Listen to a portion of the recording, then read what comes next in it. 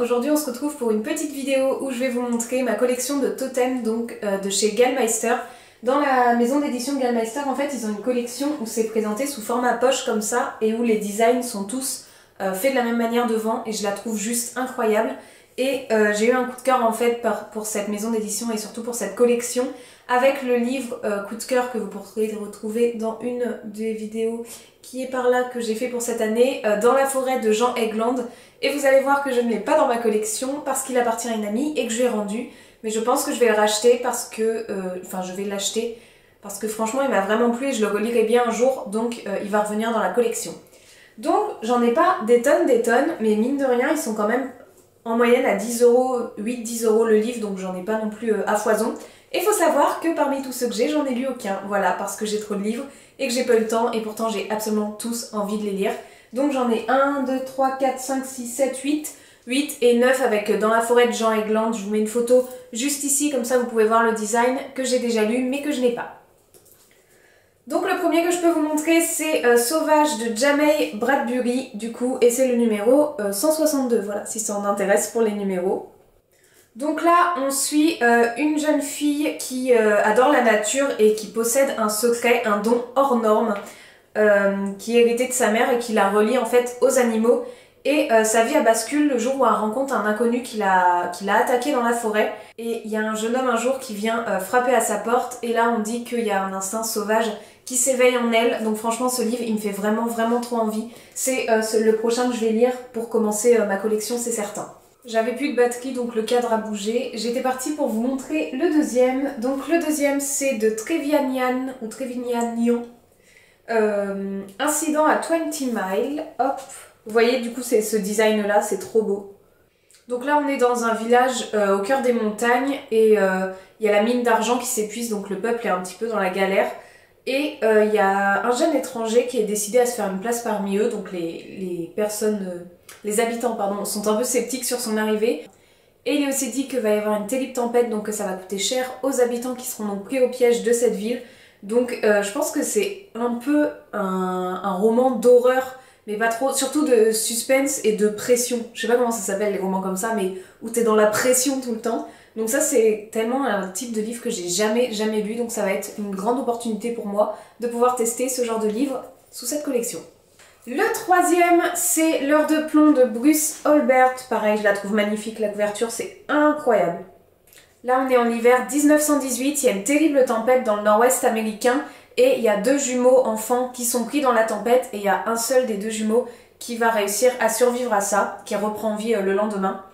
Et du coup on va retrouver ce jumeau vivant, Matt, plusieurs années plus tard quand il sera adulte. Et faut savoir que cette grande tempête, en plus de l'avoir séparé de son frère, elle l'a séparé de son père et du ranch qu'ils avaient, bref ça a tout détruit. Et du coup il va vouloir retrouver le ranch familial, reprendre les rênes de tout ça et reconstruire tout ce qui a été détruit par la tempête. Donc franchement ça me donne aussi très envie parce que je suis sûre que... En fait voilà, il y a écrit une ode à l'espoir envers l'humanité, bah c'est carrément ce que ça me fait penser. Donc ça, je pense qu'il va passer juste après Sauvage. Mais j'ai trop de livres. Ensuite, le plus épais parmi tous mes totems, parce qu'il fait quand même 500 pages.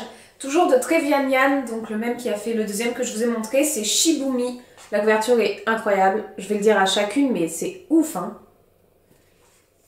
Et ici on va suivre Nikolai Hell, qui est l'assassin le plus doué du monde et le plus recherché du monde évidemment.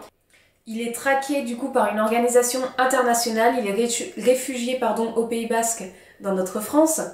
Et du coup il doit se préparer à l'ultime combat, donc j'ai hâte de voir quel combat ça va être. Cinquième livre c'est Le Signal de Ron Carlson.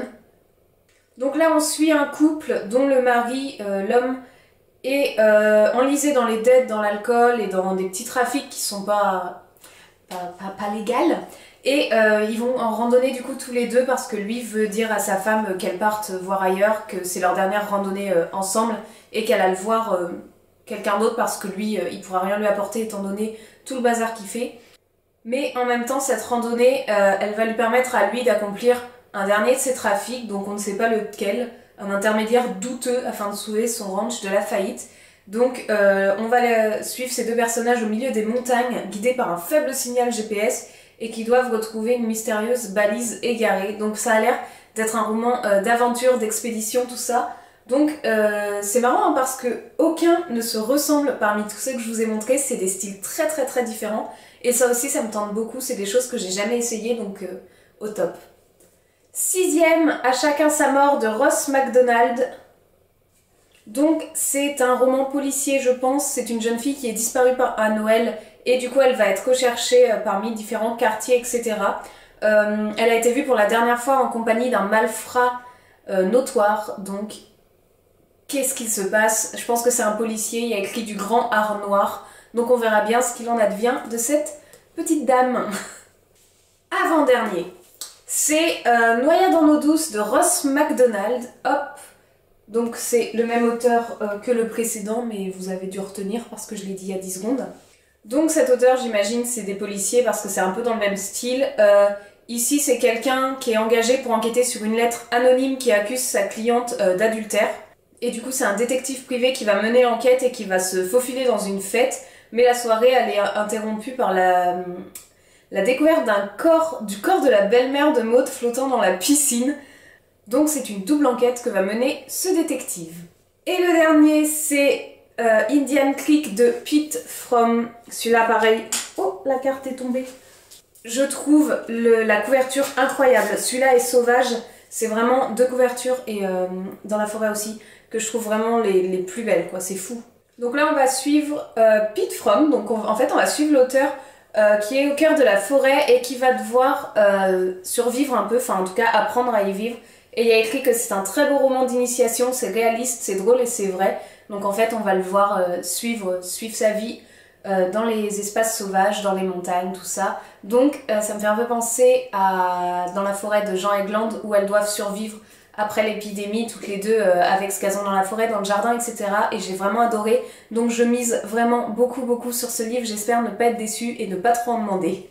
Donc voilà tout le monde, j'espère que cette vidéo vous aura plu. J'en ai pas des tonnes, mais en même temps j'en ai lu aucun, donc je vais pas en racheter d'ici là je pense. Après j'en ai encore plein sur ma wishlist, donc c'est catastrophique, mais c'est pas grave. Dites-moi si vous aimez bien cette collection, si jamais vous en avez et si vous faites cette collection. Et si vous en avez lu parmi tout cela, parce que je sais pas par lequel commencer. Si, celui-là me donne très envie. Mais enfin pour dire, j'en ai lu aucun, et s'il y en a qui vous ont particulièrement plu, je serais très heureuse de le savoir en commentaire. Sur ce, je vous souhaite une très belle nuit, une très belle journée, une très belle soirée, une très belle fête, joyeux Noël, joyeuse Pâques et tout ce que vous voulez. Et je vous dis à très bientôt pour une prochaine vidéo. Ciao!